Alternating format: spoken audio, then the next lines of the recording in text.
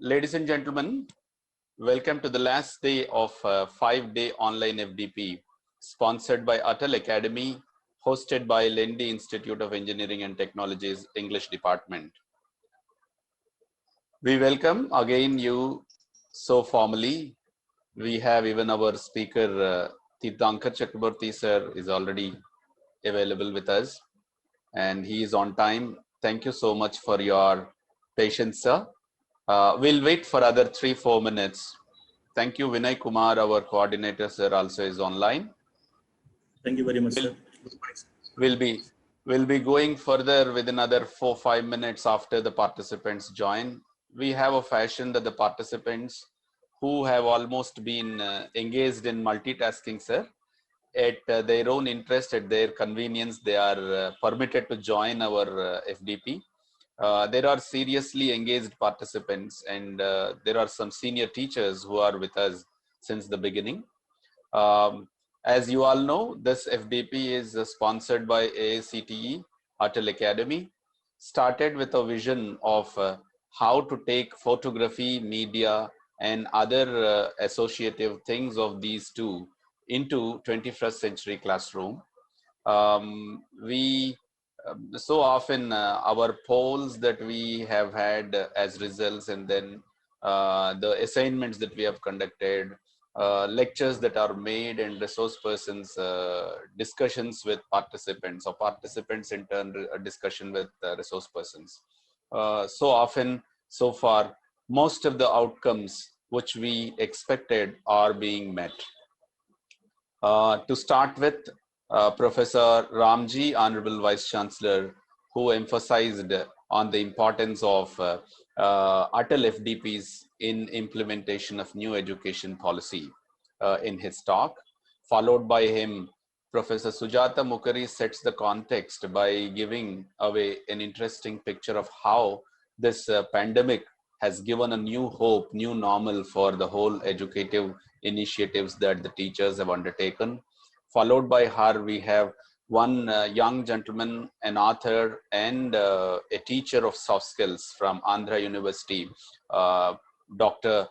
Chella Krishnaveer Abhishek, mentioned about the emotional teaching learning process through photography as a case. And after that, we have senior journalist from Hindu, Mr. Sumit Bhattachary, and then an editor, and then a writer and photographer, Sarish Nanisetti, who emphasized on the importance of how to take this media into classroom. In addition to that, a popular Telugu playwright, Sri Vijay Bhaskar, also has given his opinion on how drama becomes a means of communication in the 21st century classroom. In addition to that, we have a couple of teachers from overseas. Ali Raja from Iran, who talked about how to use social media in the classroom. What are the do's and what are the don'ts with social media in classroom? Along with him, from KSA, Saudi Arabia, Professor Sashi Dharbandhu. He has also talked much about how the EdTech tools that influence the classroom and then what process that the acquisition of the skills happen. And Dr. Chella Ramakrishna Garu has sent a video lecture on photojournalism and how this is the new normal. In addition to that, a senior advocate and a teacher, Mr. Srinivas Pulepudi, addressed the gathering on the importance of how media influences subsidies. With them, we had even a couple of teachers from USA and India. Math and physics class, how it is mixed with this photography and videography. And as part of the AICTE's an important regulation and to support Fit India movement of India, we had a senior teacher from our own institution, Sri R. Venkatesh Rao, who addressed on the importance of yoga for stress management. With all that, we have now come to the 5th day, last couple of sessions by Sri Tirthankar Chakraborty from Bhilai IIT. and we'll be waiting, sir, for other 3-4 minutes. I think Vinay sir will also accept. Vinay, I hope he is going to support you today for the session, and Sir. we'll go forward. With all this, we have very senior teachers as participants. One, Mr. Manik Das from Chhattisgarh, and we have Devyani Chaube, Divya Barkavi, Professor Indira, and Professor Usha, and then we also have Professor Srinivas Babu. We have to name Dr. Tamarana Simhachalam. We have to name many who have been there with us since the beginning, and I hope they're also joining, sir. We'll wait for them to join, and shortly we have in the participants now Aishwarya Chaturvedi, Chaitanya Talada. I have seen, sir. Chaitanya is also very senior, interesting participant and a teacher. Divya Barkavi, I wrote, and Dhyana Jyotsna, Dr. Aditi Abhishikta, another senior teacher who is there in the fold, sir. Welcome. Dr. Pavel Veliventi, Dr. Simhachalam, Esther Panuganti, Father Jins N.B. Waynard, and we also have Guru Charan, one of the senior teachers of this fold. And we have Madhuri Badra. We also have Pintu Prasad, Sibaranjini ma'am. We have R. Florence ma'am. There are many to name, and I hope others also can join, sir. We take another 2-3 minutes of time, and when I accepts, we'll go forward, sir. Sure, sir.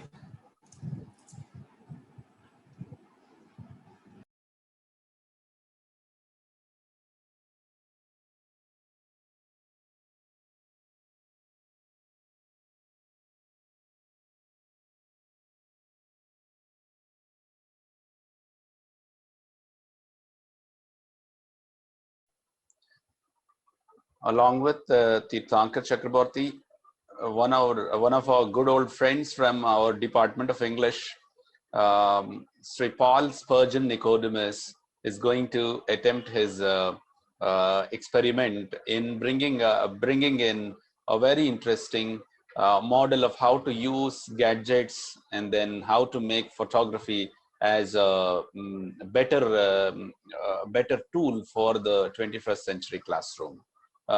He addresses somewhere between 11 and 12. I request Tirthankar sir also to be with us if at all he has time.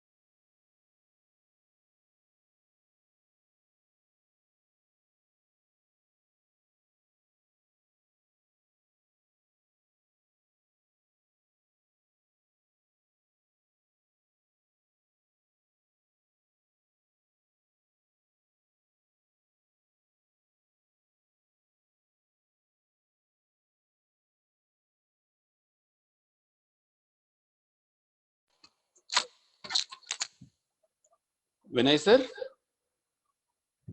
Sir, yes, sir. I think, are we not late? It is 9:40. Yes, sir. We can start, sir, then. Yeah. Shall we go ahead? Yes, sir. We can, sir. Yeah.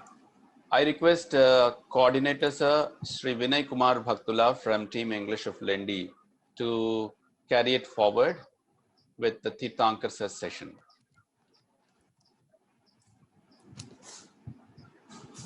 Sir, I'm audible, sir. Yeah, you are audible. Yeah. Visible also, Vinay. Sir. Our senior teacher from Team English, and then a pillar for this FDP, Tirthankar sir, he who has brought you in.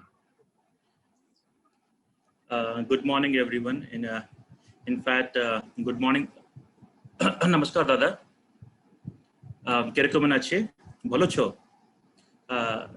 In fact, the way I started, because as we say that Bengali is one of the sweetest language. So with that, I would like to welcome all my team of English and our kingpin and my godfather, Dr. Haribabu Tamilini sir, and all our participants for our 5-day Atal FDP on photography, media, and communication. Today, I am very honored, privileged, and blessed to invite Dr. Tirthankar Chakravarti. Dr. Tirthankar Chakravarti is an assistant professor of English in the Department of Liberal Arts at the Indian Institute of Technology, Bhilai. He formerly worked as an associate lecturer at the University of Kent, where he completed a PhD in comparative literature, funded by a 50th anniversary international scholarship. He has co-edited the Samuel Beckett as World Literature 2020 volume published earlier this year by Bloomsbury, New York. And he has published and presented papers at various conferences around the world. He won a British Centre for Literary Translation bursary for participating at the Institute of World Literature in 2015, and was also a recipient of the Samuel Beckett Summer Schools International Bursary sponsored by Trinity College, Dublin in 2014. And I'm very honored, sir, once again for accepting our invitation at a very short notice.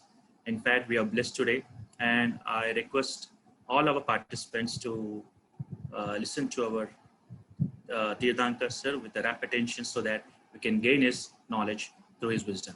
Thank you very much, sir. And the floor is all yours, sir. Tirthankar sir. Thank you very much, sir, for having me here, for inviting me in the first place. And thank you so much to Professor Haribabu as well for it's an absolute honor to come here and to get a chance to talk to you, and to all the senior professors and senior teachers who are out there. Am I audible? Is it clear, my voice? Yes, sir, you're audible, sir. Okay, great. Yeah, thank you. So, so today I thought what I would do is I would I would just firstly discuss with you some of the different ways that have engaged with students over the years. So even prior to teaching at the University of Kent, I also taught at the Sri Aurobindo International Center of Education, which is in Pondicherry. And there, as maybe some of you may know, that the education system is quite different. We follow something called the free progress system. So we don't have that kind of, fixed grading, fixed, classes. The students are given the liberty to choose their own subjects, their own teachers, and so on. So, I thought maybe I could begin with that. But even before I do so, I thought, Sir Vinay sir, who just introduced me, he was kind enough to use a bit of Bengali in his welcome address, and that was very kind of you. And in fact, one of the first remarks that I wanted to make is about language itself. How language sort of varies. The moment you use Bengali, it almost made me feel like I'm at home. So it's not like I'm being welcomed in some foreign place or anything like that. But it also makes you think. I don't know if I'm sure you've heard a lot of Bengali people saying that, when Rabindranath Tagore, when he's read in Bengali, he means something else. But when he's read in English translation, he doesn't make that much meaning anymore. He doesn't make that much sense anymore.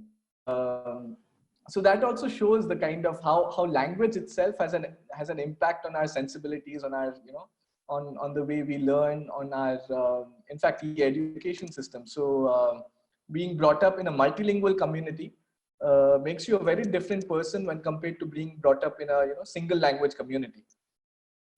So for instance, like one of the things, so having taught at the University of Kent, you'd think that the students there, the British students, would have a far better grasp of English, as a language, because that's their mother tongue. That's the language they speak in. But at the same time, when you actually go abroad and when you actually interact with these students at the classroom level, you suddenly realize that maybe that's not really the case, because in India, of course, we are given this widely multicultural, multilingual education, which I think, instead of thinking of weakening our language ability to in fact play around with language, it in fact increases it that much more. We are that much more flexible and we are that much more able to play around with language, because of the kind of multilingual education that we have. So these were some of the thoughts, the initial thoughts that I came up with the moment I heard the bit of Bengali at the start. And it's true. But anyway, so getting down to the topic itself. So talking about the use of photography, media, print media, or any other form of media in the classroom, I think it's a very, very urgent question right now, and that's one of the reasons why I really wanted to speak here, and I can really go on speaking about the subject based on all the very limited experience. Whatever, I mean, I'm speaking with a lot of senior professors here, so I'm sure you've all had a lot more experience than me. But with whatever limited experience I've had so far, I can say for sure that it's one of the most urgent things to do right now. Including print and electronic media in the classrooms itself, and especially I think, and as Dr. Haribabu also pointed out, Professor Haribabu also pointed out, somebody I think spoke on the pandemic already. The impact of the pandemic with regards to the education system, and that's even more the case. In fact, the importance of using these different media, in fact, using the digital world in order to get across education, I think that's become more and more important today. In fact, just thinking about the way that I was called in for this, for this session, if it wasn't for the internet, I don't think I would be here. I don't think I would be speaking to you at all, because I've never spoken to Mr. Vinay sir over there. So I've never spoken to him. I've never interacted with him. I've not interacted with any of you. But at the same time, you have somehow been able to find me through various channels, through LinkedIn or through whatever other channels it is, and you've been able to get across and come across to me, and I've had the pleasure of coming here and getting a chance to address you all. So I think the pandemic has made us use this whole digital virtual world more than ever, in fact, now, and that also makes us think that one of the first skills that you want to teach your students is how to use and how to make the best use of this digital world, how to use it in the right way, not just waste time on the day. I mean, we do, I think we all waste a lot of time in the digital world. We do a lot of whatever social media activities, or we follow a lot of news channels. We waste a lot of time browsing through various things. But at the same time, the moment you know how to control the digital world and make it come to your use, it can be immensely beneficial, I think. So moving on to the need to, I think, I will want to share with you a PowerPoint presentation very soon, but what I'll do is I'll just have a discussion with you first to sort of get into the topic, and then maybe I thought we'll have a few, over the course of the talk, we'll have a few interactive sessions where I'll request you to participate in some of the activities that I've planned for today. But to start off with, I thought we could just have a brief discussion with regards to the topic. So yeah, firstly, it's a very important topic. Secondly, it's also very important to think about different ways of reconfiguring our various curricula, especially in today's world. The kind of experience that we have had, the pandemic, it's really come to us as a revelation. It's something that was unprecedented. None of us ever expected it to come, and yet it came and hit us. And of course, while we tried to adjust to the various requirements of the period, it took us some time to actually, cater to the needs of the students during this specific time. Uh, but I think what it has taught us, this pandemic, is that next time something like this happens, we are a lot more prepared. We are a lot more sort of geared to face this devastating pandemic. In fact, that's taken over the entire world. Uh, but it has made us think about how to reconstruct, how to reconfigure our curricula, our education, the way we teach, the way we interact students. Because I think this is a very serious question today. How do you get across to students without actually interacting with them face to face, in the classroom scenario? How do you sort of make your classes that much engaging as they were when you were in the classroom? So, and that has made us rethink about the uses of print and digital media. At the offset, of course, you can also say that print media is getting more and more obsolete when it comes to students, right? Of course, we maybe as a little older than our students, we do sort of look up various newspapers, various magazines, books, of course. We consult all of these materials in print while sort of gaining some kind of education out of them. But I think these days, it's incredibly hard to ask a student to actually read through an entire novel. Forget reading through even reading through a short story is difficult for them very often. So it's become that much harder to actually get students to work on printed, work with printed material. But of course, the moment the printed material has some kind of, photograph, some kind of other, media, or which is what in French basically a comic book. The moment you have some other kind of illustrations or various other kind of sketches that are introduced into the picture, the student is immediately a lot more attentive to the text or to whatever is in front of him or her. I think print media is, of course, it's getting more and more sort of obsolete. It's getting less and less used in mainstream education, and that's being replaced gradually by electronic media. Okay. And in fact, in today's classrooms, I mean, I teach several literature modules at the IIT where I'm currently working at. And of course, I mean, you can't expect students to purchase all the books that are part of the syllabus. I mean, you can't do that. Instead, what I do is I usually, have these PDFs created of the specific reading material.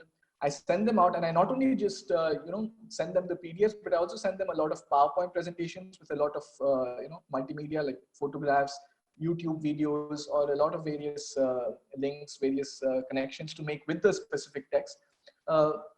And also to help them out, I very often I highlight some of the important passages. I sort of make a few comments to the side about specific parts that they can focus on. And this all sort of teaches them how to focus on the relevant and the more important bits in a literary text.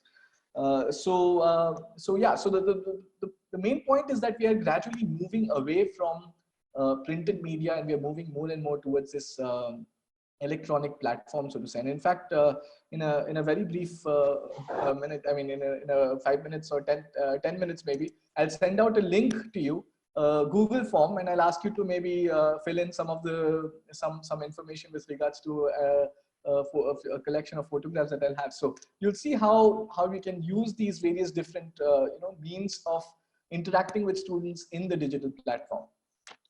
But with this electronic media, there's also come the need to teach students how to use sources how to use the reliable sources and how to distinguish the reliable sources from some of the more unreliable sources. So, I mean, one of the first things that comes to mind is the difference between, let's say, Wikipedia on the one hand, and let's say something like,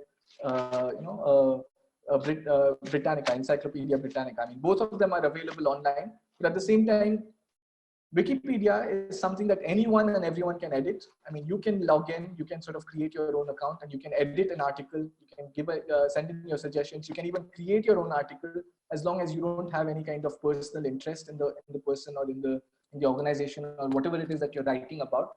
And it will be out there. So the next time someone searches for that specific term, they will find that term. And it doesn't matter whether you're a senior faculty member or whether you're a young student who's not even completed his first year as an undergraduate. So of course, it's made the digital platform that much more democratic, if you want to have it like that. But at the same time, of course, the reliability of the kind of material, of the kind of information that is being shared, including the photographs, it's very often it can be quite dubious.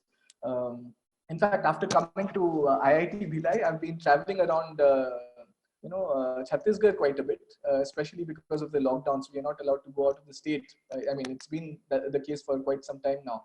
And or rather, if you go out of the state, you have to have a quarantine and so on. So and during our travels, we have visited these various sites, these various archaeological sites, and very often we have looked up on Google, and the photos that are put on Google are very often not at all the kind of places that you actually end up in. So there are random photos from Himachal Pradesh, or photos from various totally unrelated places that have been thrown into Google. And of course, Google is putting it in because there's nobody to actually check that, unless and until, of course, someone flags it as being inaccurate or something like that. So I think along with exposing children to or exposing students to this digital world, to this world of electronic media, I think we also need to very much sort of make them aware about what is correct on the one hand, or what is verified on the one hand, and uh, what is not verifiable on the other hand. I haven't yet started screen share, sir, whoever is asking for that. I will start sharing my screen very soon. So maybe I could do it right now also, and I'll just keep the presentation as the.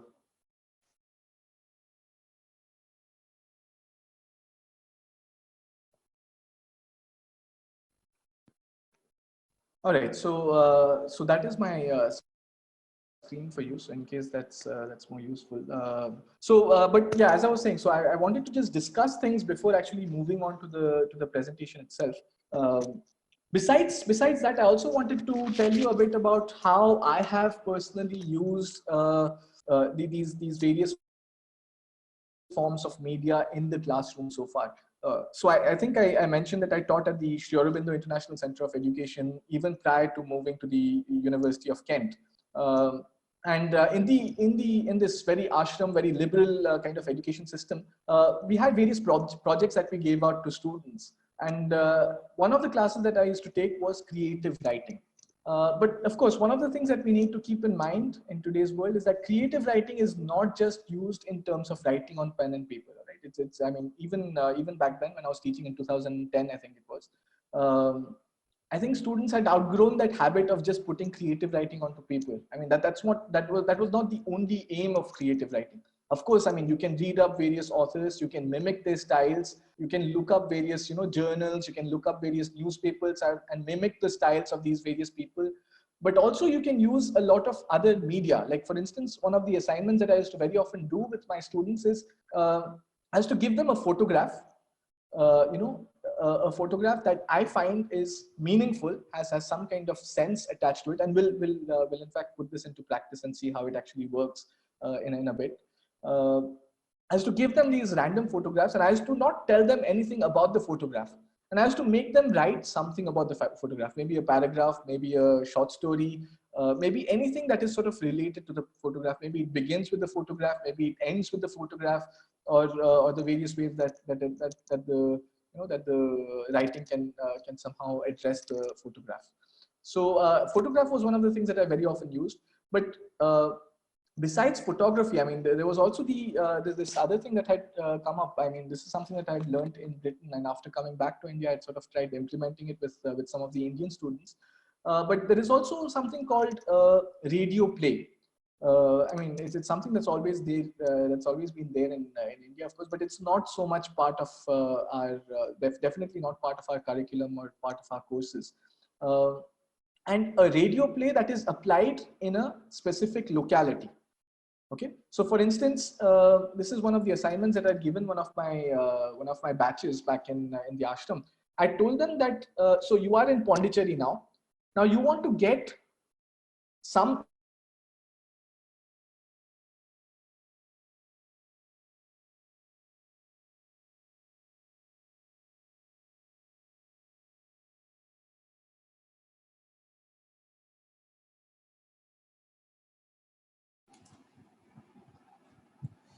Hello, Tirthankar sir.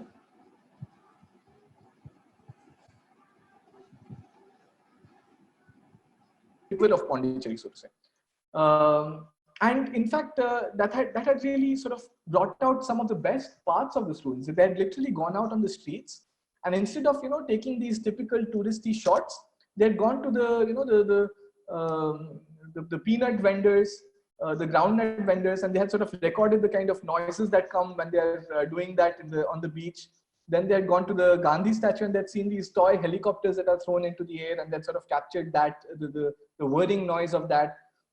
And then these random conversations, which is a mix of Tamil, bit of French, some English, maybe some of the other languages as well. I mean, Pondicherry has become quite a Bengali place as well because of the ashram, So we have a lot of Bengali and Odia population as well. So a blend of all these different languages that really give us a flavor of Pondicherry, and they'd come up with a really brilliant recording at the end of it. So it was a really good project where they had tied together these different pieces of sound, and they had really given a sense of local flavor of Pondicherry. So this is one assignment that I think had worked really well. Of course, I don't know if it addresses any of the CBSE or state level curricula. I don't think it does. But at the same time, I think it exposes students to creativity, to different ways or different means of engaging with these electronic devices, electronic gadgets. And I think that is very important in today's world, because I don't know how much reading, let's say, a poem will be important when compared to having more practical means of actually engaging with devices and so on. So that was one of the exercises that I'd done. But besides that, I'd also done another one, a video exercise. This is something that you could try out with your students. So I'm sure there are various events that take place at the various institutes or the various schools or the various university campuses. So just before teaching here at IIT, I was working at Eternal University Barusahib, which is in Himachal, and they had hosted this women's handball competition. So there were these really champion handball players from around the country. It was a national level tournament. And they had all come there, and they were sort of performing and playing these matches during the afternoons and the evenings. So instead of having a regular classroom session where I stand in front of the blackboard and I scribble some notes, and students take down these notes and they sort of regurgitate it in the exams. Instead of doing that, I just taken them out to the ground, and I told them that you are entirely on yourselves now. What I want you to do is I want you to interview at least 3 different players from 3 different teams in whatever language it is, because I mean, people had come from literally all over the country, and it's not like everyone was fluent in English or everyone was fluent in Hindi or any of that. So I want you to somehow get across, communicate with these students, and bring back 3 videos at least from different teams. Okay, and that was the assignment I'd given.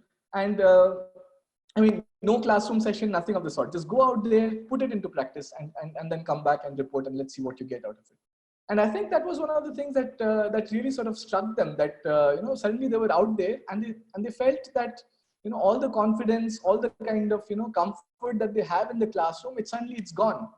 Suddenly you're not in a safe classroom environment where you have a teacher blabbering on and you don't have to do anything, any kind of you don't need to have any kind of interaction besides just taking down notes. And that really sort of made them think about their own self-confidence, think about their own ability to communicate across cultures, to put down their own prejudices, their own whatever kind of beliefs they might have, and instead just to go out there and listen to the participants and sort of engage with them. So I think that is what, at the end of the day, what education is. The ability to actually interact with people, to communicate your ideas, but also to listen to the other's perspective, and to sort of engage in this very multicultural and very sort of almost like a cosmopolitan platform. So these are some of the things that I've done over the years. Of course, the other thing is with the advent of the internet, we are really sort of abounding with a lot of material that is already out there. And so whenever you sort of teach your students to engage with electronic media, I think it's very important for you to also sort of convey what is useful and what is not so useful. And this is a question that I don't know if you ever get to solve, but during your PhD, this is a question that really comes up. How much more further do I research, and where do I put an end to my research and start writing? You know, that's one of the techniques that I think it's not just applicable to PhD students, but it's applicable to everyone, I think, out there. Because there is so much information, and this is called big data, basically, right? So there's so much information out there, tons and tons of information, that we don't know where to stop and where to actually start doing our own work. So I think we also need to build that sense of confidence in the students to stop searching and to start doing things. You know, to stop sort of looking up sources, because it's an endless process. I remember a line from Robert Browning. I think some of you might be teaching it, English teachers. But this poem called "Last Ride Together." Look at the end of work, contrast the petty done, the undone vast. This present of theirs with a hopeful past. Okay, so the undone vast. I mean, that is something that you want to expose your students to, because there is so much left to do. And there is no end to work. I mean, it's literally an endless process. So I think that's another message that's very important to convey, that electronic media is infinite, but we need to be more selective about the kind of reading that we do, and sort of make the best use of the kind of reading that we are exposed to, instead of just keeping on sort of gathering information more and more that.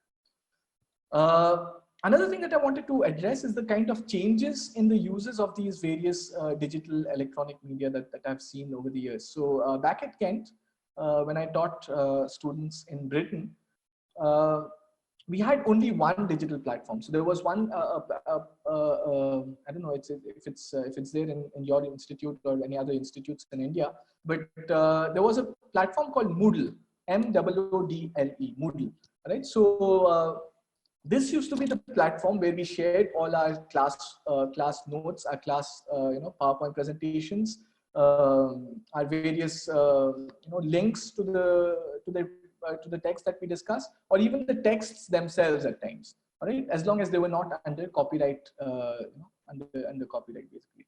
So any text that is above 50, 60 years old, you're more than welcome to share it with your students. And if it is under copyright, you're, I think, given a limit to share around 20% or 30% of the particular text or the particular story that you're discussing. So we used to have this very formal platform when it came to engaging students with these various electronic media.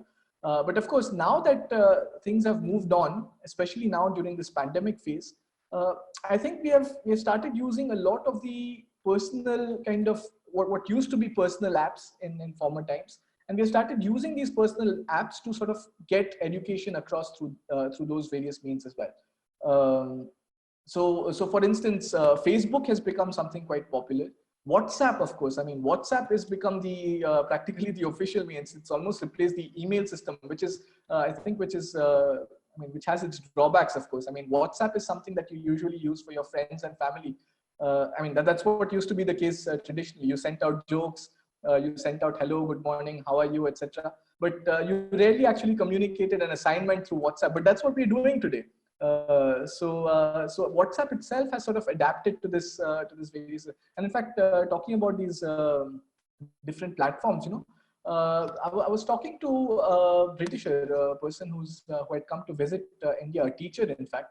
And for him, I mean, of course, now this app called TikTok, I don't know if you've heard about the app called TikTok. It's banned in India, but back then it was not banned. And I was interacting with this teacher from Britain, and he was saying that, so this morning I just looked up TikTok, and I thought there couldn't be a better tool for educating students through TikTok. And I was totally shocked. I mean, look at the kind of videos that are circulating on TikTok. I mean, it's ridiculous. People just switch off their minds and they're just sending out absolutely rubbish videos, so which don't, and yet they get so many views because it's so crazily rubbish. But at the same time, I love the way that this person thought that, look here, suddenly we have a tool that instead of propagating things that are practically invaluable, we can use this tool based on the number of views that we'll get. We can use this tool to get across a a kind of a very educative or very pedagogical material to all the people who are out there. So I really like the way of thinking there, but it also shows that I mean it's very true that we can sort of use these various platforms, social media platforms. Twitter is of course it's always been usually on the side of journalists and professors and teachers and education systems. In fact, one of the first assignments that when I had gone to study literature at the University of Kent, there was a friend who was studying journalism at the University of Sheffield. And one of the first exercises that I think his teacher his professor had made him do was asked him to tweet, asked all the students in the classroom to tweet, all right? Tweet something and have the maximum impact through your tweet, through your electronic message. Use maybe a meme, use a photograph, use whatever it is that you want, but you want to have the maximum impact through Twitter. All right. And back then, of course, Twitter, the word limitation in Twitter was much shorter than what it is today. Today, I think they've doubled it or they've in fact tripled it or something like that. But back then it was really very concise, but an excellent means to actually communicate and get across your message as concisely and as much to the point as possible. So, in fact, I myself host some of these, on Facebook. If you see, I have a couple of groups. I have, like for instance, I have a group called Memorable Lines, where I very often post quotations, and people just comment whether they like the quotation, whether they agree with it, whether they dislike it, whether they have some issues with it. They very often post their opinions. They often just like it or dislike it, whatever it is. But I think that these are some of the ways of actually getting around. Then there is the other group that I host, which is the Samuel Beckett as World Literature group. You can look it up on Facebook. Samuel Beckett is, of course, an Irish author, and I've been working on the works of Samuel Beckett for since my PhD. And that's been another group that I've been hosting, and people have just been keeping on joining quite a lot over the last couple of months, especially. It's become immensely popular. All right, so I think I've gone on. I mean, I didn't think I'll take so much time, but and then of course there's a Google Classroom, which is extremely useful. I mean, you can even conduct exams, you can conduct quizzes, you can do all sorts of things on Google Classroom, I think. And one final thing that I wanted to say before moving on to these slides, another exercise that I've done is you'll notice that I think we have, how many participants do we have now? So we have almost like 70, 80 participants, I think. And of course, most of our videos are switched off. It's only Sir's video and maybe some other videos which are on. Most of our videos are switched off. But the moment we are exposed to the video camera, suddenly our whole behavior, our whole attitude is very different from when our video is switched off. And that's another thing that I'd in fact tried conveying to my students. What I'd done is, this is also a very important skill, how you present yourself in front of the camera. So what I'd done in one of my classes is I just taken this big digital SLR, like a big camera, and I just put it on a camera stand, and I'd made it face the students right at the start of the video, start of the class. I didn't tell them whether I've switched on the video or anything of the sort. And suddenly the whole behavior pattern of the students, it just changed. It dramatically changed. Suddenly they were very formal, they were very nice, yes sir, no sir, etc. They're behaving exactly as if it was a classroom environment. But then of course I tried to sort of teach them how to actually, convey things, how to speak in front of the camera, how to use hand gestures, how to work. Like for instance, here I'm talking within the framework of this, this four corners of the camera, whatever it can be seen. So how to use my hand gestures in a specific way that I can get across my message that much clearer. So I sort of tried to convey all these ideas by just randomly putting a digital SLR in front of them, and I think it worked marvels. In fact, so they were suddenly, either some of them were very scared, they didn't know how to behave, they were getting very nervous, and that was a way of overcoming their nervousness to try and sort of communicate in front of the camera. And others were super confident, and they were sort of handling the situation expertly. So there again, you can see the kind of different skills, the kind of skill sets that students already have, and they're sort of geared with. All right, so yeah, I think I've discussed a lot of things, but now I thought what I'll do is I'll put into practice some of the things that I've already spoken about. So I'll just share with you in the chat box. I'll just share with you just one second.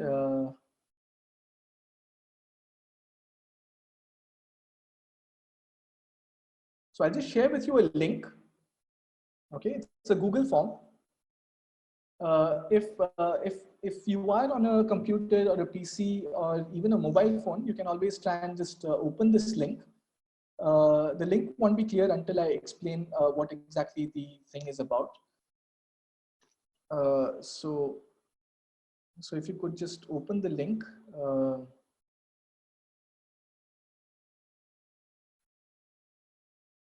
And I'll get back to my presentation now. I'll show you a set of images, all right? And I've given you some questions in the Google. I mean, this is just to show you how some of the ways that we can use Google Forms to sort of engage with students. So I'll show you a set of a few, since this is a session about photography at the end of the day. So I thought I'll share with you some of my photographs from the past. And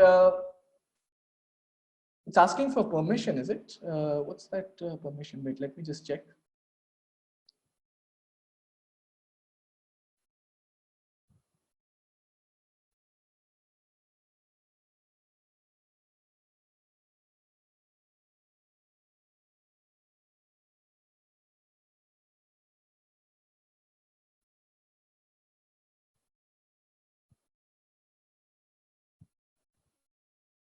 Right, just 1 second. So I'll just grant everyone permission to do this.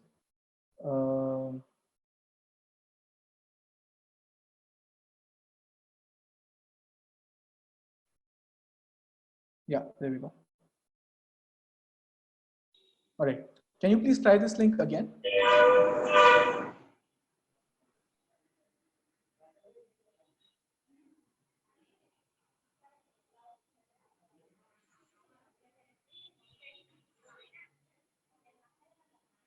Does it open now?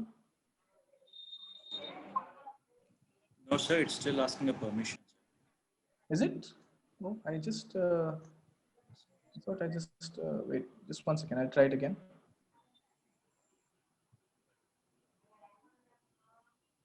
Limit edit after. Okay. So I think this time it should work. Yeah, I think it's opening now. Yeah. It's open now. Yeah. Okay. So I've given you a set of questions there. Okay. And of course, you will not understand the questions until I tell you what exactly the exercise is. So I've given you a few photographs. Can you please try opening the link again? I think it should work this time. For those of you who are not able to open it. It is working now, sir.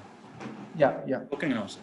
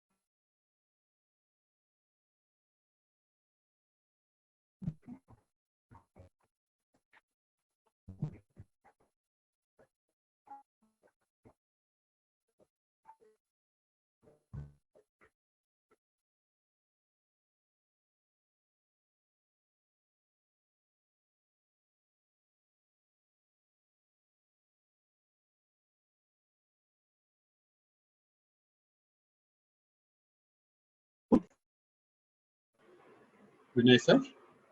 Sir, Is Tirthankar sir unexpectedly gone out? Yes, sir. I'm just asking him to No join problem, again, no sir. problem.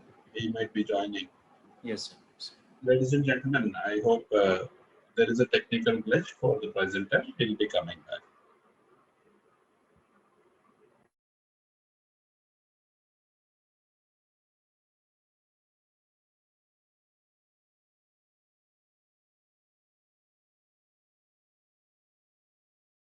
Meanwhile, please answer the poll. Hello, hello, hello. Yes, sir. You're audible, sir. Yeah. I'm so sorry. Yeah, I think there was a connectivity issue there. I just went offline. Yeah, just 1 second. I think I'll have to enable the.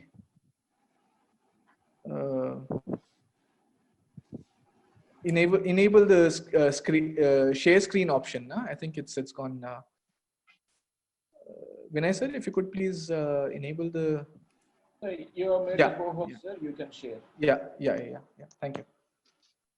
Sorry about that. So you can see the technical glitches that we still need to overcome in this pandemic world. I mean, it's obviously this sort of thing may not have happened when we were in a classroom, but there might have been other issues, of course. So it's not like everything would have been smooth in the classroom also. So yeah. So in the document that I've sent you, in the form that I've sent you, you'll see that the first question is basically about the first photograph that I have here. I want you to just jot down any one line that any first impression that you have when seeing when seeing this photograph, all right? And there are other photographs also to come after this. So don't answer the other questions yet. Just any one line when you see this photograph, all right? I'll try and get across my message about what's the point of this exercise after doing the exercise, so that I don't sort of give you any indication about where I'm going. But any one line, any your first impression when seeing this this photograph that is here.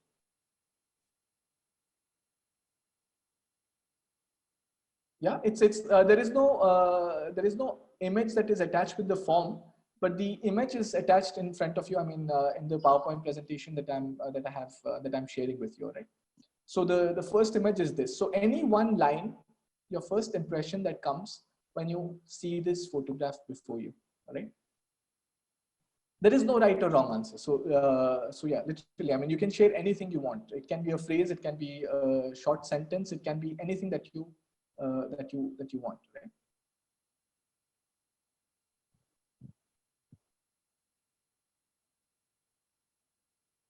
No, this is the first photograph. So just answer the first question. I'll share with you the second question in a bit. Tirthankar sir. Yeah. Can you drop the link of that Google form once again? Yeah, sure. As a chat box reset. Yeah. This is the link of the form. Right. So if you click on the link, it should take you to the form which looks like this, bringing the classroom to life. Wait, I'll share my screen so you can see. Right. So the chat box the link that I've shared here will take you to a website, to a Google form site, which has questions like this, bringing the classroom to life through media and photography. And the first question here, jot down your first impression when viewing the first photograph. And the first photograph is this, all right? The one that I'm sharing with you now.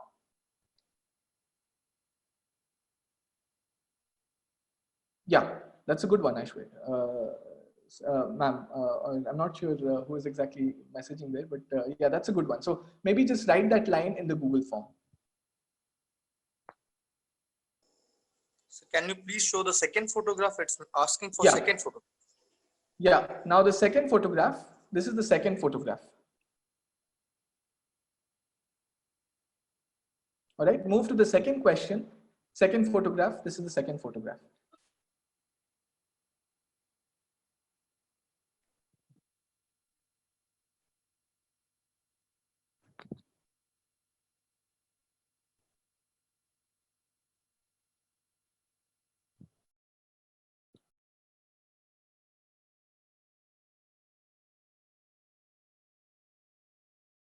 Okay, I'm not sharing any information. I'm not sharing any details about the photograph, but I'm just sharing the photograph with you and any kind of So third one, please. third one. So the third photograph is this. Okay, third photograph. Is it visible, the entire photograph? Yes, sir. Now it is visible, sir. All right. Yeah.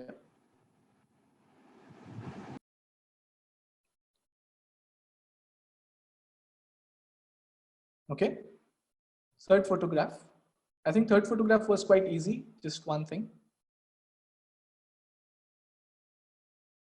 Yeah, that's a good that's a very interesting response. So you could definitely, yeah, you could always message it on the chat box also, I think. I mean, what I was thinking of doing is I'll go back to the form and then I'll read out some of the responses.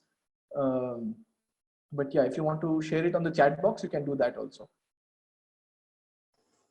Okay. Sir, before the Yeah. video, can we see the fifth photograph? Because Wait, video will just take one time. second. The video is quite a short one, but 1 second.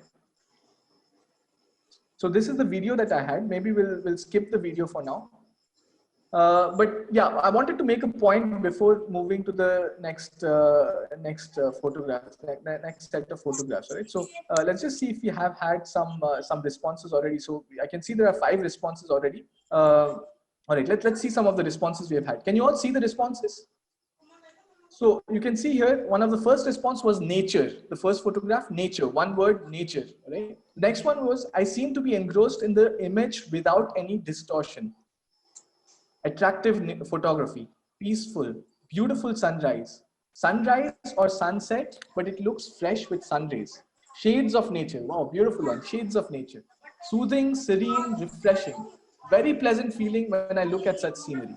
All right, now my point in this exercise was, okay, let's move to the next one. Fresh morning, red sky with serene musings. Next one was lovely photography. Let the photo penetrate our existence. Oh my God, that's tremendous. I mean, we can see that there are English professors, English teachers out there.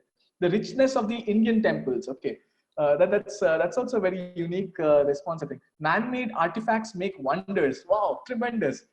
Golden ratio, ancient India, a magical mystery. Ancestral importance. If I had to say to you at this point that there was no India there, this was in fact Oxford. This is the Central Library in Oxford. It's not even, it's not India, but that doesn't make any difference. But you can see the kind of creativity that comes up with in the responses. You know, it's tremendous. I mean, it really shows that we are. I think we are engaging with a lot of experts from an English background. Sorry, am I audible?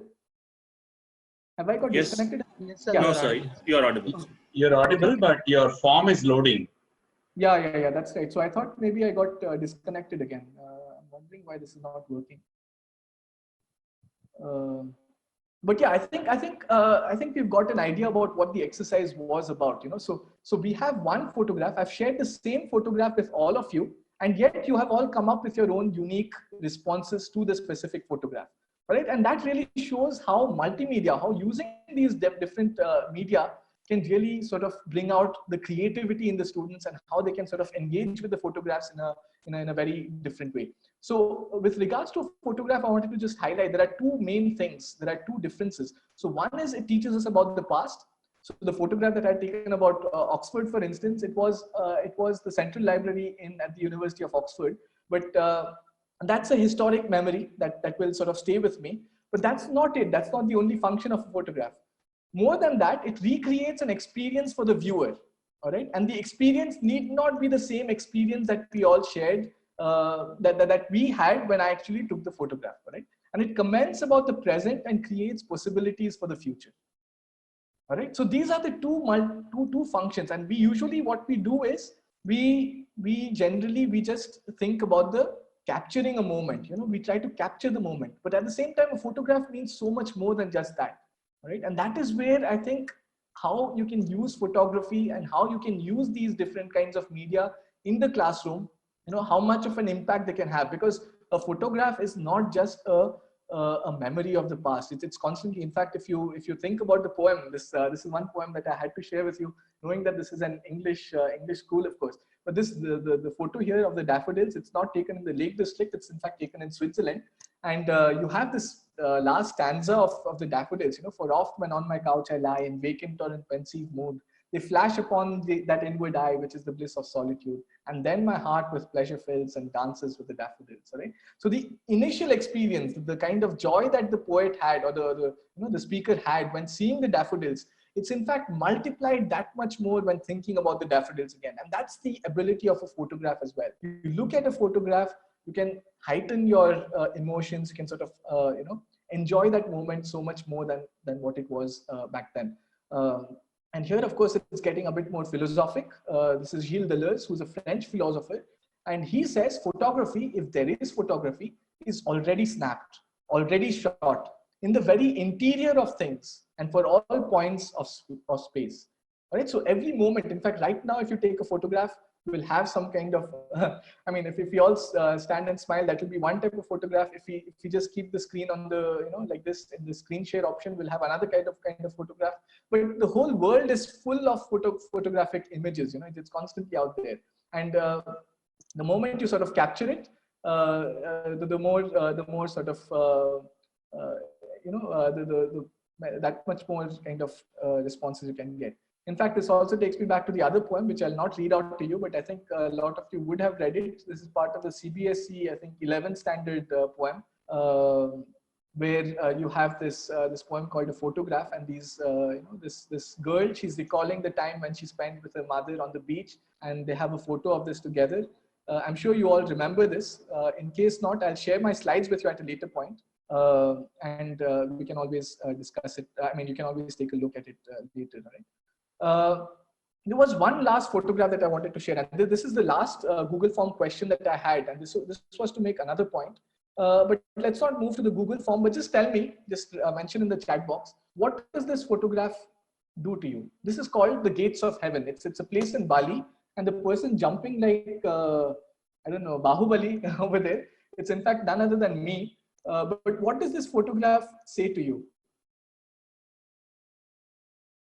This is again a very important exercise, and that's one of the reasons why mirroring the life. Okay, that's thank you, sir. That's a lovely way of that's lovely caption that I'd probably use it. A perfect shot, yeah, a perfect shot.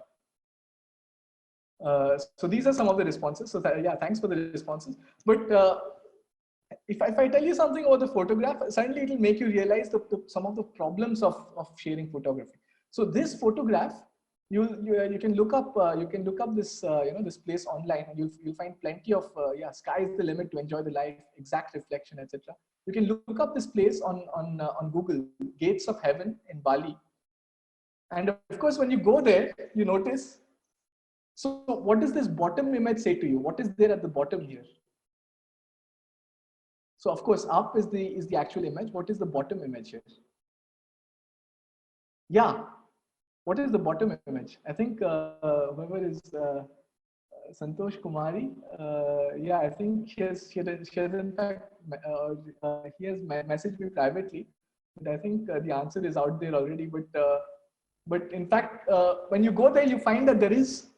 Obviously, this gives you an idea that there is a water body here, right? There is a kind of lake or something that is here, and then you have the gates which are out there.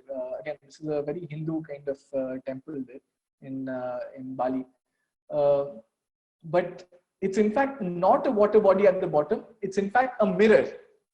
Okay, so when you take the photograph, you put a mirror at the bottom of the photograph, literally a piece of mirror at the bottom of the photograph, and suddenly you have a reflection of whatever is happening in front of you on the mirror here. Okay, so the photograph that you're taking is in fact it's an artificially created photograph. So there is no water body, nothing of this is actually there in the temple. But they have made it into such a touristy thing that everyone goes there and takes this shot. Right? There's a huge queue that is formed just to get a shot like this. But it shows the kind of, some of the unreliability of photographs. Okay, so this is my next point that I wanted to take, that I think I'm really running out of time here, but don't take images at face value, right? Don't just accept images for what they are. And this is one thing that I purposely put this again. I'd taken in Italy this photograph. So you have attenti al cane. Attenti means attention to the dogs, but you have a cat walking out of this picture. Okay, so this is what photographs very often do. You need to sort of train students to understand that not all photographs, not all images that you see out there are in fact real. Right. So these are some of the tips that I've given. Think critically. Always check the source. Do your preliminary research. Examine the evidence objectively, and use a bit of common sense. All right. So whenever you're using photographs for your lectures, for your classes, encourage your students not just to accept the photographs for whatever they are at face value, but make them think critically, make them check the source, make them do their preliminary research, and then only use it in your lectures. All right. So I think I can really go on with this, and the PowerPoint presentation doesn't end with that. But sir, Vinay sir, should I sort of maybe round off things here and do some question and answers? Yes, sir, you can. Okay. Or do I have some time? Should I just quickly go through the slides? Today, what doing thinking? Hello. Sorry, I didn't get that. Hello. Yes, sir. Yes, sir. Still, sir, Yeah, we have time for 25 minutes. In fact, you can go with slides for 10 minutes and 10 minutes for the question and answer session, sir. That's what my idea. Yeah. Thank you. So let me just go through the slides. Because I had a lot of things that I wanted to discuss, and because this is a subject that is, I think, really worth discussing, and there's so much to say about this. So users of social media, of media rather, not social media, of media in the classroom. These were some of the bullet points that I had come up with. One of the first things that it does, and you saw that with the photographs, it immediately lightens the mood. And I enjoyed the response. I don't know who did the, I think it was Vinay sir. Was it you who did the feedback from the participants? No, sir. Dr. Simhachala. Okay. And you saw the kind of, suddenly there were people who were very excited, who were sort of enjoying it. And you can see what media does, instead of, if I had not shared those photographs, if I was just, droning on and on about whatever I have to say, and people were just, getting bored, I don't think we would have had that kind of response at all. The moment you use these photographs, it becomes so much more engaging, right? It becomes so much more attractive. So here, in fact, whenever I have a session, whenever I have a lecture even with classical literature, something that is so boring as classical literature, the first impression when you think about Homer's Odysseus or Ulysses or the Iliad, immediately, oh my God, this is such a boring text. How will I read through this? That's the impression that students have. But the moment you share, short videos like this, I'll not share it with you because I don't think we have the time to actually go through all the short videos. But the moment you share such short videos, and you include them, so the first one is in fact an animated video about the story of the golden apple, the whole mythology that goes behind Homer's Iliad, why Paris in fact elopes with Helen in the first place. So there is a short animated video that I was sharing here. And the moment the students see this, it immediately lightens the mood. It makes them think that, look here, classical literature is not as boring, it's not as heavy as you usually think it to be. All right, it makes them that much more interested. So it provokes discussion as well. Like very often I share these philosophic videos, philosophic discussions. And what I do is I don't play the entire video. I just play it part by part, maybe a minute, 2 minutes, pause it, have a discussion with the students. It also introduces the students to very prominent speakers, prominent lecturers, philosophers, psychologists, whatever, expert mathematicians, physicists from around the world. And it gives them a chance to actually listen to these different people. It also draws the attention of the students. It really makes them, it makes them listen to you very, very closely. So I just share with you this last video that I had. Again, classical literature. So you have the fables. And here you have Zeno's paradox. This is what the video will present to you. You've all heard about Zeno, the Greek philosopher Zeno. And he's come up with this paradox that basically says that to every distance covered, there is a half to that distance. To that half to that distance is another half to that distance, and so on. And it sort of breaks down infinitesimally, right? So But the way the video actually presents this in a very interesting way, it makes it so much more engaging and fun to watch. I don't know that side. I don't know why my browser is not actually loading things. Let's see. Maybe there's again some kind of technical fault there. So okay, I just skipped the video. But yeah, my whole point was make use of these videos. Make use of these. Look up. One of the things we don't remember to do as lecturers, because we are so much into our subjects, is that we don't look up things on YouTube. When you're teaching something, look up that thing on YouTube. Like if you're teaching J.D. Salinger's The Catcher in the Rye, right? You're teaching, or Rabindranath Tagore's one of his short stories. Look up that thing on YouTube and see what you find initially. A lot of it may be entirely rubbish. It may be entirely useless. There is some distraction, some noise that is coming from one of the mics. So yeah, so if the moment you look up and the moment you use these different videos, I think it makes it that much more interesting with the classes. And of course, I wanted to end with a word of caution.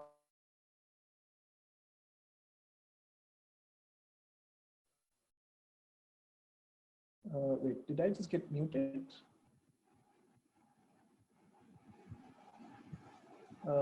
Yeah, so I wanted to, yeah.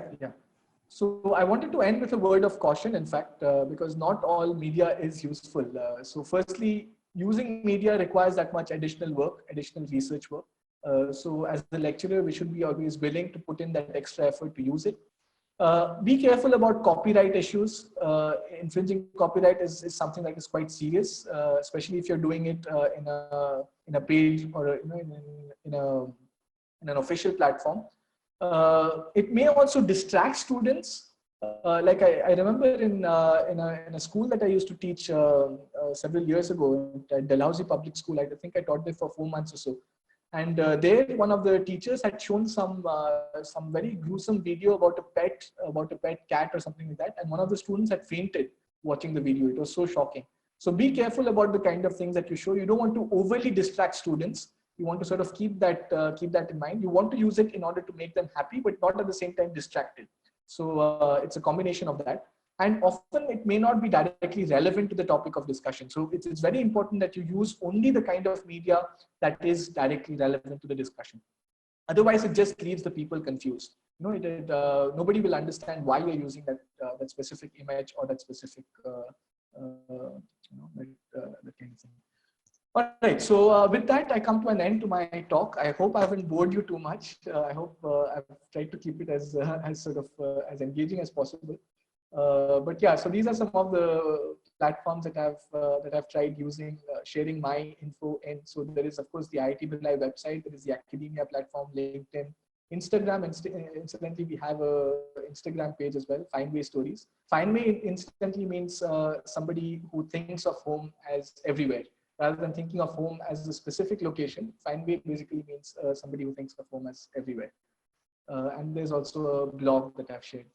So yeah, with that, I come to an end of my discussion. I hope you have all enjoyed listening to it. And now I'll take some of the questions. I see already one question that's come up by Dr. Afaq Ahmed. So I'll just read out the question first, and then maybe we can have a discussion about that question, if that's okay. So can you enlighten us about the key points keeping in mind while taking a photo? There are certain risk factors involved while shooting with the camera. Would you like to highlight the actualities of rule of thirds of photography with pertinent examples? So I think photography, I mean, one of the things that I've noticed is when taking photographs, especially of people, if there are people involved in front of the photographs, it's very important to get it can be in a public space and you're doing it, it's evidently your right to take a photograph in a public space and whatever way you want to. But I think it's very important to make sure that the person who is in front of you is giving you the permission to actually take the photograph, because very often we think that we have the power, we have the machine in our hands. It's a bit like, you have a gun in your hand and you want to shoot someone in front of you just because you have that gun in your hand. I mean, think of photography in a similar way. you can't just, take random people's photos in front of you. So I think that is definitely a very important word of caution when it comes to photography. At the same time, I think if you do see something that is, that is very sort of, maybe it's very crucial, you think, like for a news coverage, for instance, you want to capture, you think that the photography there might hurt the person in front of you, but the photograph might in the future have some kind of impact and some kind of benefit. The person who you're photographing might benefit from it. Let's think of a pandemic situation where people are walking thousands and thousands of miles to get to their homes. Instead of taking them into your car, I mean, that's one of the things that had come up, right, during the lockdown period. Instead of taking them in your car, you're taking a photograph of them.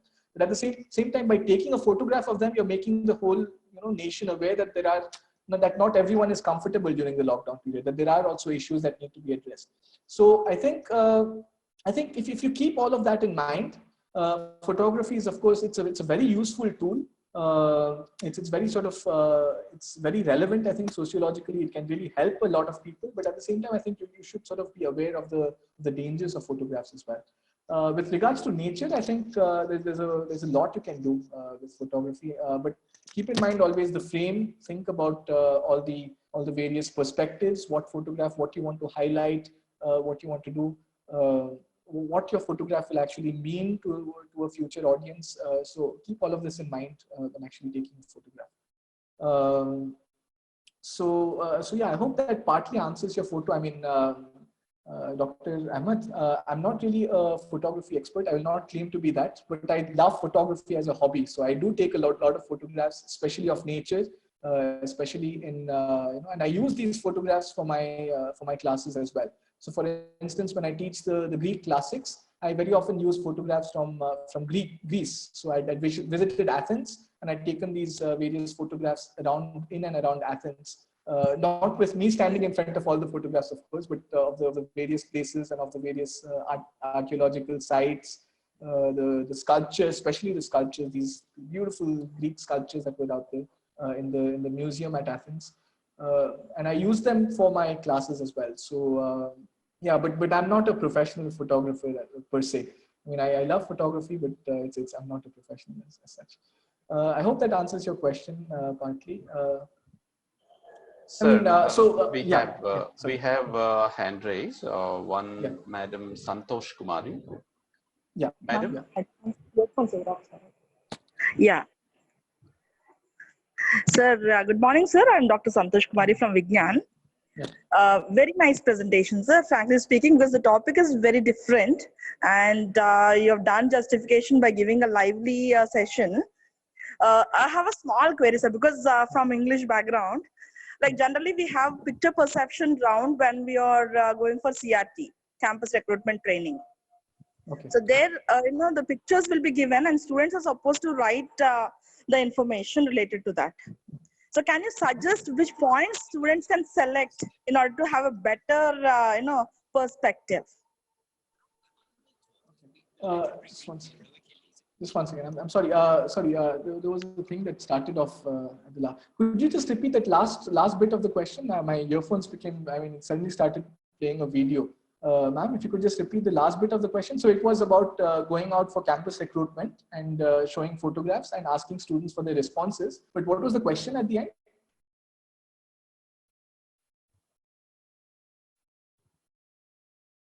Hello. I continue, sir, as ma'am's microphone got muted.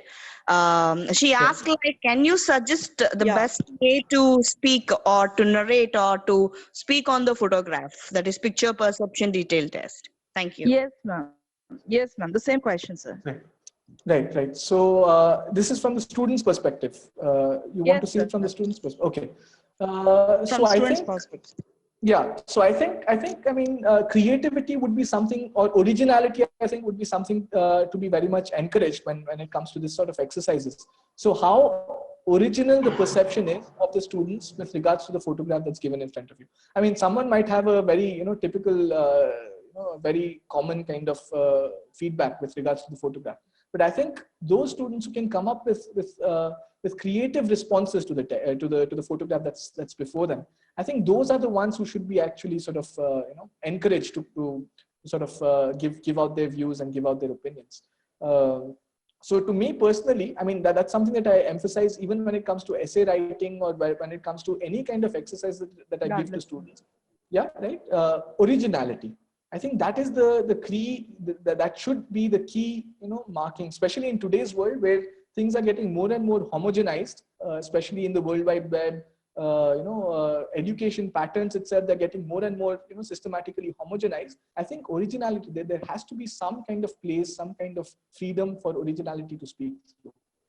And that's, I think, one of the key skills that are to be taught when it comes to, looking at photographs, or to be gauged when it comes to looking at photographs and sort of responding to photographs. Does that answer your question in a way, partly? Does it answer it partly? I mean, does it sort of... Yes, sir. Yes, sir. Thank you. Thank you, sir. Thank you. Thank you. Thank you. Yeah. And any other questions anyone else wants to say? Thank you all firstly for listening to me. So it was really a pleasure to actually speak to you. And I wish I could have seen the kind of responses that were shared at that point. Let's see. So yeah, so there were some lovely responses that were shared, and I couldn't go through them because this was not loading at that point. But yeah, so some lovely bloom where you planted happiness and fresh flowers, lovely responses. So okay, so here, of course, this was the trick question at the end. I've given you a few options here. Is it real? Is it not real? I'm not sure. And of course, we had 18 responses, and out of them, most of you said it's in fact real. 70%, 14 people said it's real. And there was just one person, I think the person messaged me privately in the chat box saying that it's not real. And in fact, that's the answer. In fact, the photograph is in fact not real. It's not actually there in the location itself. And that, I think, that is also quite important, to make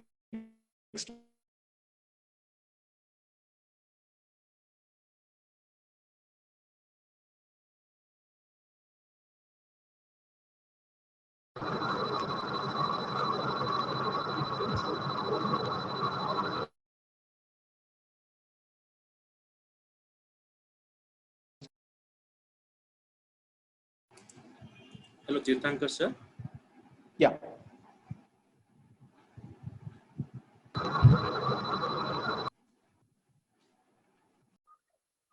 Hello.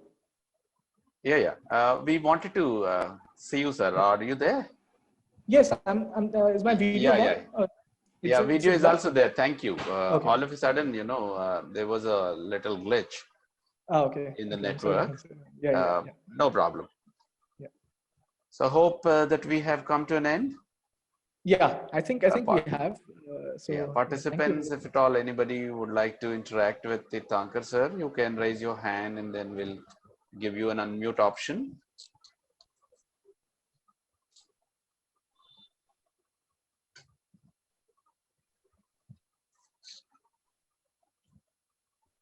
All right, then. Dr. Aditi Abhishekta is there. We'll be asking madam to talk. 1 minute, madam. I'm giving you a chance. Please unmute yourself. Hello, good morning. Is my voice audible? Yeah, you're audible, ma'am. Thank you very much, sir. Thank you very much, Dr. Chakravarti. It was a very enlightening session. Change is the other name of life. And thank you so much, Dr. Tirthankar Chakravarti, for an enriching session. Very beautifully you started quoting on language, as it is the foremost and sweetest crystalloid in communicating with the world with our sensibilities. And when it comes to images, when it comes to photographs, it speaks volumes. It brings life to conception, to creativity, harnessing original thoughts. And I'm really very happy to have witnessed on the initiatives and on the mechanisms, on the tools, how you have related it to the real life classroom sessions, making it more lively. I don't have a question, just and inquisitiveness, can you please reflect some thoughts when it comes to creative writing? Creative writing means stories, poems. How far or how well can we relate to it by showing to the students in our classroom to make them, to instill within them the spirit, the zeal to start their original writing, their thoughts? I'll be very happy to hear from you. Yeah, thank you, ma'am, for the question, and thank you for the wonderful feedback that you gave me. Also, I'm very pleased that that the session sort of meant something. But with regards to creative writing, I mean, I think one of the first things that I would like to probably say at the go itself is that I think that's something that is ultimately a very personal kind of experience. But of course, I mean, you can sort of inculcate this in students. But at the same time, I think some would like to express. So I think what we need to do is not so much to teach them how to get down to writing, but how to teach them to think, to sort of behave creatively, to sort of think out of the box. And the moment they think out of the box, the moment they are sort of,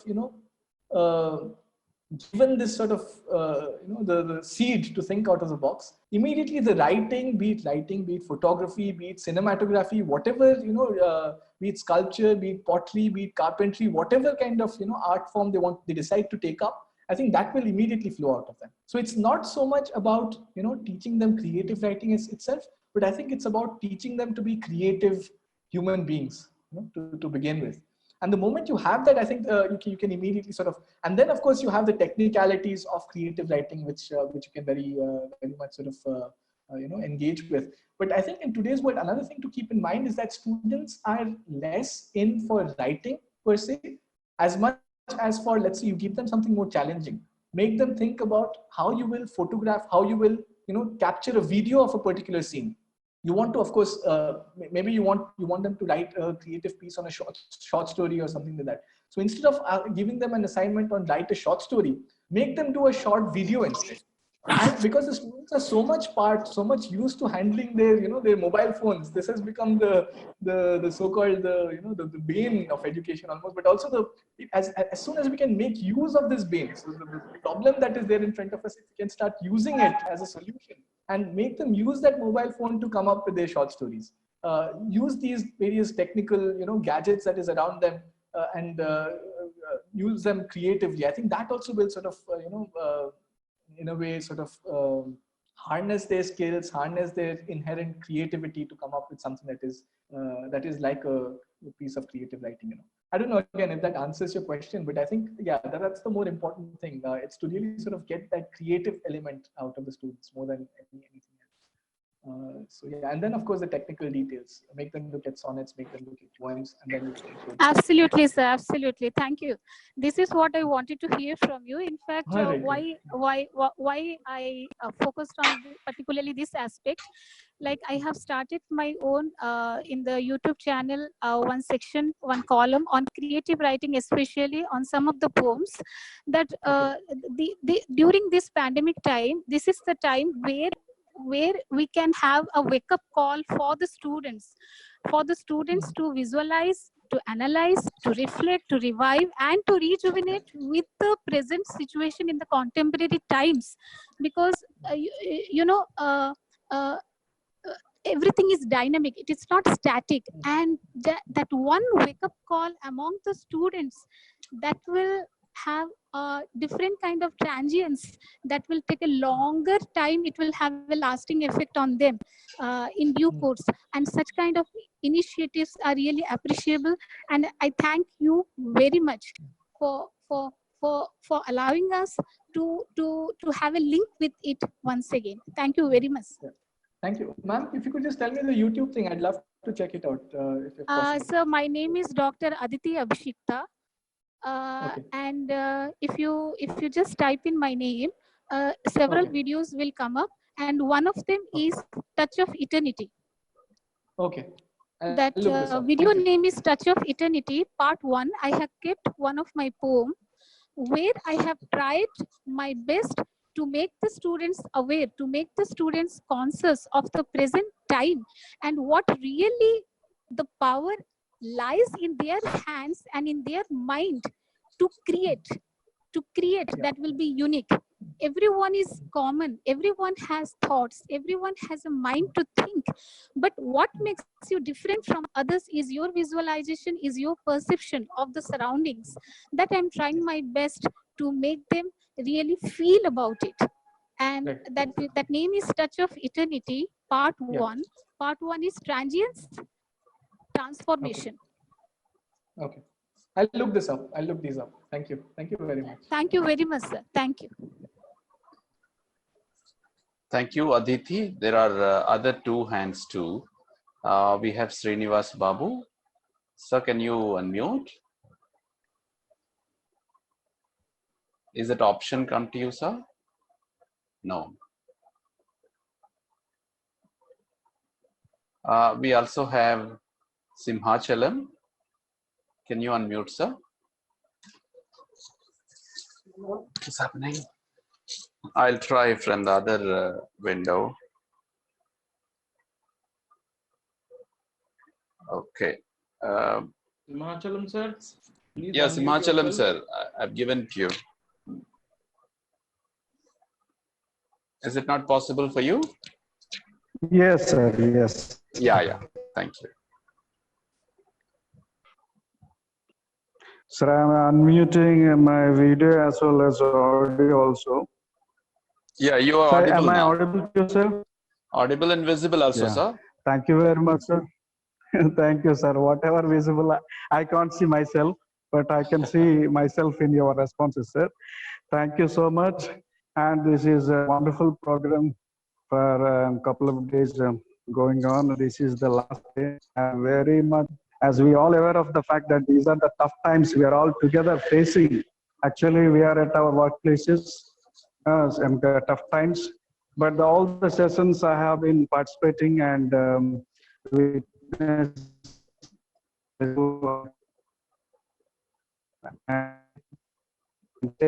well as very knowledge-giving sessions.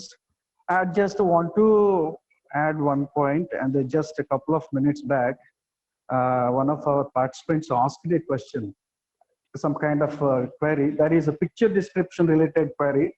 And she also mentioned that I think our own colleagues only, participants are known people, asked a query about and what are the things we can do related to picture description. And she also mentioned English faculty and teaching English at engineering institutes like us, GMR, ITR, LINDI, or some this kind of engineering institutes, and teaching English at arts or humanities like the Arts College and MA, BA. Literature is predominantly, overwhelmingly, occupied in the arts courses. Teaching English at engineering is different. So based on the purpose, the aim, the goal of the interview or the test, showing the picture and asking them to describe, and the techniques should be varied. For instance, we usually, try to get the creativity, the innovation, the imagination, the new dimension of the thought process of the students when we are showing the picture. And that is the main purpose of the English faculty, along with the communication and creative presentation, and something different, something uniqueness, the telling the things differently in their own way. That is in English. But whereas if it is something different, hard subject like engineering and one like sciences, they may not have the same kind of intention to show the picture and just come up with innovative ideas or fanciful ideas, imaginative ones. They may expect the exact kind of scientific kind of understanding. That means, so we see some maps, some pictures in the day-to-day life, all are not for exploring the innovation or for fanciful ideas or novelty. They are for information purpose only. So based on based on the stream we are related to, the student related to, we can adopt the techniques and we can ask the question to describe about the picture. So to sum up this, my explanation, my views, it varies from arts to sciences. When we show a picture, if it is to test only language, only the skill to communicate from the side of the student, and we can give full freedom to express themselves. Whereas in, suppose if we are showing in the IAS or IPS some kind of civil examination, showing the tell something about the picture, some map, then maybe creativity, maybe expecting their own comprehension, the critical understanding about the exact things what is shown in the picture. So it depends on the purpose, the skill, it varies. And thank you so much. I am very, very grateful for this opportunity given to me to share my views. Thank you so much, sir. And my dear Haribabu, sir, thank you so much. And Lendi and English team, thank you so much, sir. In fact, Chakravarti sir made wonderful presentation. And Tirthankar Chakravarti sir, I reminded of history and some great personalities when I just come across his name, Tirthankar Chakravarti. Thank you so much, sir. Namaskar. Thank you, Dr. Simhachalam. You also have made the day very effectively at the end of this session. Hope all hand raises are up. And Srinivas Babu, sir, are you there? You have raised your hand and suddenly dropped. And are you there, sir? You still wanted to talk? Yes. Okay. Yes. Sir, good morning, Tirthankar Chakravarti, sir. Am I audible, sir? Yes, Hello? sir, you're audible.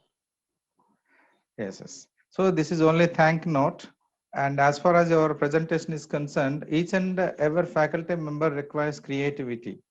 Unless we have creativity, we cannot do the things. Even photography also, a faculty member should require some skills. He has to get acquisition with skills, then only it is possible for him to make the things very effective. What I believe that it is possible, especially to explain any concept related to any subject, that depends on the faculty. Sometimes we have to face some barriers, overcome some barriers regarding taking photograph. Which photograph is suitable for that particular explanation, all these things also required. Unless the teacher has some preparation, it is not possible. Just like a lecture at the same time photography. You have started very beautifully, and you closed this very beautifully, sir. Even the FDP starts with very beautifully, and also it ends with beautiful things. What I can say that this is only thank note. I don't have any questions. Your lecture and presentation is very clear. I have enjoyed a lot myself. Thank you very much yourself. Thank you very much for you at the same time the team of Lendi Institute. Thank you very much. It's great hearing from Srinivas Babu, sir, once again. Thank you so much for your love and affection on us, sir. Everything that is going on well, and then we have come to end too. With this, I'll ask Vinay Kumar sir to give or propose a word of thanks for Tirthankar Chakravarti sir. Still, if there is nothing even to be read from chat box. Chat manager, is there anything? Oh, there is one more hand raise. I could give Guru Charan sir. Guru Charan sir. Sir, good morning. Morning, sir. Good morning, Haribabu Garu. Good morning, Vinay sir. So, been participating the past 5 days, and the sessions have been excellent. And we are in the college actually. We have an inspection today. Still, we are able to connect. Thank God. Yeah, we are sitting in our lab actually, sir. Great. I would like to say, when I first met Haribabu Garu first time some 2 years ago in Lendi, he showed us his lab, which is the pride of English lab, which is the pride of Lendi actually. And I found that, really, I mean, when I sat in the lab virtually, you could feel the atmosphere. There is a sense of purpose there, and all the softwares, everything technically equipped lab. And then he told us his passion for this. Haribabu sir, you told us about the passion for English, communication actually. Yeah. And that was the first introduction. Yeah, then I know I came back again to Lendi later, and in the Hindu quiz as one of the judges. And again, I was impressed with the thoroughness of your preparation, the way everything goes in Lendi. The sincerity and the hard work and the determination to carry out the task assigned perfectly. And this is no difference. There's no difference as far as this event is concerned. This has gone very smoothly, and I find that whatever has been discussed has really helped the faculty who have participated in this event, and I am one of the lucky few.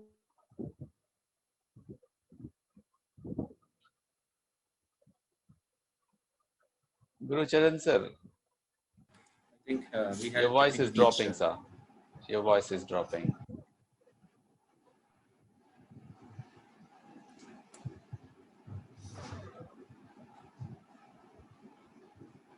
Are you speaking, Gurucharan sir?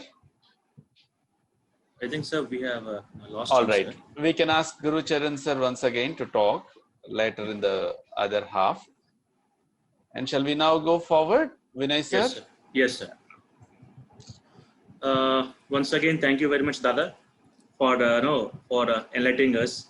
In fact, there's one personal thing I just want to share, which majority of my participant doesn't know. The day one when I called you, in fact, I have also told you this. The day one when I called you to invite for our FDP, in fact, you also have accepted our invitation. The day when I spoke, I recall your voice, which resembles with our Bollywood actor Sushant Singh, like Rajput. I told you that. In fact, you said no, because the entire session and the entire conversation when we had on the day one, day two, and day three till now, I was just I just thought that is it Sushant Singh Rajput voice which you are learning, and in fact, we are very honored and blessed to have you, Dada. In fact, I also want to have this association with you, with Lindy, so that like whenever we need your help, we want you to be over here, Dada. Thank you very much. Namaskar, Dada.